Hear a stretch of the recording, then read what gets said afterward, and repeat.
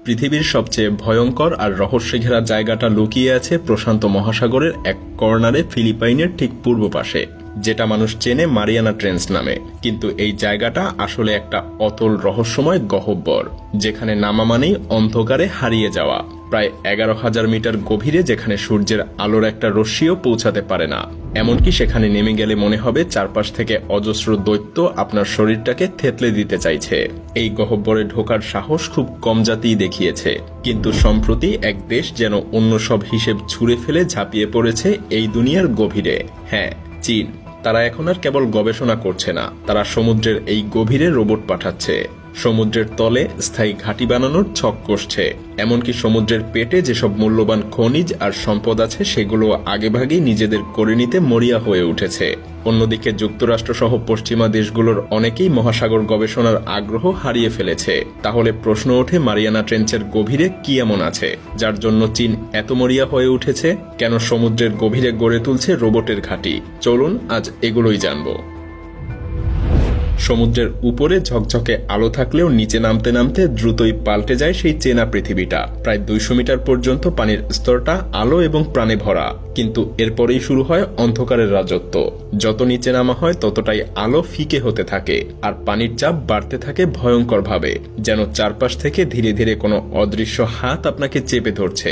1 kilometre নিচে পৌঁছাতেই সূর্যের আলো পুরোপুরিভাবে হারিয়ে যায়, আর সেখান থেকেই শুরু হয় এক অদ্ভুত জগৎ, যেখানে প্রাণীরা নিজেদের শরীর থেকেই আলো জ্বালিয়ে শিকার খুঁজে বেড়ায়। আরো নিচে গেলে শুরু হয় আরো এক নতুন স্তর, যেখানে কিছু অদ্ভুত জীব, যেমন লম্বা বাহুর স্কুইড বা ফুলে ওঠা মাছ, অতিমাত্রার চাপ আর অন্ধকারের মধ্যে দিব্যি বেঁচে থাকে। প্রায় 4000 মিটার নিচে শুরু হয় অ্যাবিস অঞ্চল, যেখানে চির অন্ধকারে সমুদ্রতল পুরো পলিমাটিতে ঢাকা পড়ে আছে। দেখলে মনে হবে এটা এক বিরান মরুভূমি, কিন্তু এই পলিমাটির নিচে লুকিয়ে আছে কোটি কোটি বছরের ইতিহাস। উপরের দিক থেকে ধীরে ধীরে যে মৃত প্লাঙ্কটন, মাছ বা ধুলোকণা পড়ে, তাদের তৈরি স্তরকে বলে মেরিন স্নো। এই কার্বন সমৃদ্ধ স্তর সমুদ্রের নিচে তৈরি করেছে এক বিশাল গোপন ভাণ্ডার, কিন্তু তবুও খাদ্যের অভাবে এখানে খুবই কম প্রাণী টিকতে পারে। তবে মাঝে মাঝে এখানে নামে এক দুর্লভ অতিথি, যেমন যদি কোনো তিমি মাছ মারা গিয়ে সমুদ্রের তলে পড়ে, তাহলে তার শরীরের চারপাশে হঠাৎ করেই গড়ে ওঠে এক সম্পূর্ণ নতুন জগৎ, যেটা বছরের পর বছর ধরে টিকে থাকে। আর একেই বলে হোয়েল ফল। আর এরও নিচে প্রায় 6000 মিটার পেরিয়ে শুরু হয় ট্রেঞ্চের রাজত্ব। এত গভীরে পৌঁছানো মানে এমন জায়গায় নামা যেখানে চাপ সমুদ্রপৃষ্ঠের তুলনায় 600 গুণ বেশি। চ্যালেঞ্জার দ্বীপ, যেটা মারিয়ানা ট্রেঞ্চের সব থেকে গভীর জায়গা, প্রায় 11,000 মিটার নিচে, যেখানে পাওয়া গেছে কিছু অদ্ভুত বিশাল এককোষী প্রাণী আর ধবধবে সাদা চিংড়ির মতো জীব। সবচেয়ে অবাক করা ব্যাপার হলো, মাত্র 2 বারই মানুষ এই চ্যালেঞ্জার দ্বীপের তলা ছুঁয়ে আবার ফিরে এসেছে। প্রথমবার ছিল 1960 সালে, জাক পিকার্ড এবং ডন ওয়ালশ নামের 2 সাহসী মানুষ এখানে পৌঁছায়। আর দ্বিতীয়বার 2012 সালে ডুব দেন বিখ্যাত ফিল্ম মেকার জেমস ক্যামেরন। এরপর ভিক্টর ভেস্কোভো নামের একজন অনুসন্ধানকারী এই গভীর জায়গায় কয়েকবার ডুব দিয়ে সেখানে পৌঁছানোর চেষ্টা করে। তবে 2020 সালে চীন ফেনডৌজে নামের এক ডুবোযানে 3 জন মানুষকে বসিয়ে নামিয়ে দেয় মারিয়ানা ট্রেঞ্চের এই ভয়াল তলদেশে। আর তাতেই সৃষ্টি হয় এক নতুন ইতিহাস। চীনারা কিন্তু এতটুকু করেই থেমে থাকেনি, বরং আরো দ্রুত তারা আগ্রাসীভাবে নামতে শুরু করে আরো গভীরে। তৈরি করতে থাকে ছোট ছোট আকারের সামুদ্রিক ডুবোযান আর স্বয়ংক্রিয় রোবট, যেন কেউ বুঝে ওঠার আগেই তারা সাগরের নিচে গোটা এক সাম্রাজ্য গড়ে ফেলে। ভাবা যায় 2024 সালে চীন একটা রোবট পাঠায়, যেটার আকার ছিল মাত্র একটা জুতার বক্সের মতো। সেই রোবট নিজের মতো করে তলদেশ স্ক্যান করে আবার সুস্থভাবে ফিরে আসে। এই ঘটনাই প্রমাণ করে দেয়, যেখানে আগে বিশাল এবং দামি ডুবোযান পাঠাতে হতো, সেখানে এখন এই ছোট রোবট দিয়েই সমুদ্রের গোটা তলদেশে অভিযান চালানো সম্ভব। আর তাই এখন চীন বানাচ্ছে এমন অসংখ্য স্বয়ংক্রিয় রোবট, যারা এক একজন এক এক কাজে দক্ষ। আর দল বেঁধে তারা পুরো সমুদ্রতল ঘিরে ফেলতে পারবে কম খরচে এবং নিঃশব্দে। শুধু তাই না, চীন এখন পরিকল্পনা করছে এক ভয়ঙ্কর সাহসী উদ্যোগের, এমন কিছু যা অন্য কোনো দেশ কখনো ভাবতেও সাহস পায়নি। কারণ এই অন্ধকার আর চাপাময় সমুদ্রের তলেই লুকিয়ে আছে এক অমূল্য এক ভাণ্ডার, প্রাকৃতিক সম্পদ আর বিজ্ঞানের না বলা রহস্য।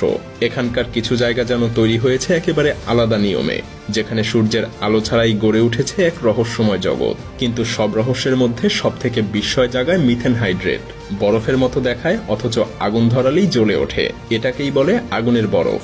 বিজ্ঞানীরা ভাবছে এটা ভবিষ্যতের জ্বালানি হতে পারে, কিন্তু ভয় এখানেই। এই জমাট বাঁধা বরফ থেকে গ্যাস তুলতে গেলে যদি নিচের স্তরে বেশি নাড়াচাড়া হয় তাহলে সমুদ্রের তলদেশ ধসে পড়তে পারে, অথবা একসাথে ছুটে বেরিয়ে যেতে পারে বিপুল পরিমাণ মিথেন গ্যাস, যা শুধুমাত্র সমুদ্র না, বায়ুমণ্ডলও বিষিয়ে তুলতে পারে। আরও আছে সেই ছোট ছোট পাথরের মতো জিনিস যেগুলোর ভেতরে লুকিয়ে আছে কোটি টাকার ধাতু, যাদেরকে বলে পলিমেটাল নডিউল। এসব দিয়েই তৈরি হয় আধুনিক ব্যাটারি, ইলেকট্রিক গাড়ি আর টেকনোলজির ভবিষ্যৎ। সামনের শতাব্দীতে এসব পদার্থের চাহিদা এতটা বাড়বে যে যেসব দেশ পিছিয়ে আছে তারা তখন আরো অনেক দূরে ছিটকে পড়বে।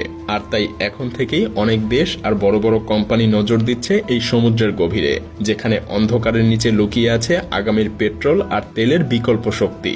হ্যাঁ, দুনিয়ার এই অন্ধকার গভীর সমুদ্রটা এখন ধীরে ধীরে পরিণত হচ্ছে এক ভয়ানক আন্তর্জাতিক প্রতিযোগিতার ময়দানে। আর সেই খেলায় এখন চীন এগিয়ে যাচ্ছে ঝড়ের গতিতে। তারা এখন শুধু অনুসন্ধানে নেই, বরং তলদেশের অমূল্য সম্পদ নিজেদের নিয়ন্ত্রণে রাখতে শুরু করে দিয়েছে স্থায়ী ঘাঁটি বানানো আর অত্যাধুনিক প্রযুক্তি বসানো।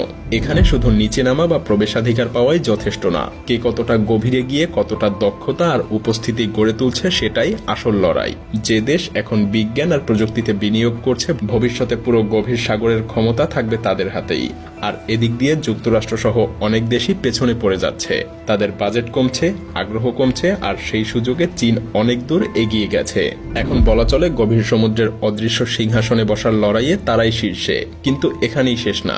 আধুনিক দুনিয়ার গোটা যোগাযোগ ব্যবস্থাও গড়ে উঠেছে এই মহাসাগরের বুকের নিচে। তলদেশ জুড়ে ছড়িয়ে আছে lakh lakh kilometre submarine cable, যেগুলো দিয়েই চলে ইন্টারনেট, ব্যাংকের লেনদেন, এমনকি সামরিক তথ্য আদান প্রদানও। বাইরে থেকে দেখতে মজবুত মনে হলেও এই কেবলগুলো আসলে খুবই নাজুক। একটা নোঙর বা ট্রলারের জালে আটকে গেলেই কেটে যেতে পারে এই গুরুত্বপূর্ণ কেবল, থমকে যেতে পারে বিশ্ব যোগাযোগ ব্যবস্থা। আর ঠিক এখানেই চীন 2025 সালে প্রদর্শন করেছে এক ভয়াবহ প্রতিভা, কেবল মেরামতকারী নামে এক রোবট, যেটা 1000 মিটার নিচে গিয়ে তার খুঁজে বের করতে পারে, এমনকি চাইলে সেই তার নিঃশব্দে কেটেও দিতে পারে। যদিও এখনো এর কোনো প্রমাণ মেলেনি যে তারা এগুলো ইচ্ছাকৃতভাবে ব্যবহার করেছে, কিন্তু শুধু এই সম্ভাবনাই বিশ্ব শক্তিগুলোকে চমকে দিয়েছে। কারণ যদি এই গভীর তারগুলো কারো নিয়ন্ত্রণে চলে যায় তাহলে সারা বিশ্বের যোগাযোগ, ব্যবসা আর নিরাপত্তা সবকিছু মুখ থুবড়ে পড়বে। এ কারণেই গভীর সমুদ্র এখন আর শুধু গবেষণার জায়গা নয়, এটা হয়ে উঠেছে আধিপত্যের যুদ্ধক্ষেত্র।